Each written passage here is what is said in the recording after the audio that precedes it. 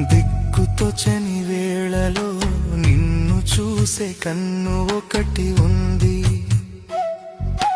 లోకమంతా నిన్ను విడచినా నిన్ను ప్రేమించే దైవం ఉంది. కలత చెందకు మనసా, కరుణామయుడు నీకుండగా, కన్నీరు తుడిచేటి యేసయ్యా నీ కష్టం తీర్చును చూడగా. చీకటి వెనుక వెలుగు ఉందిలే,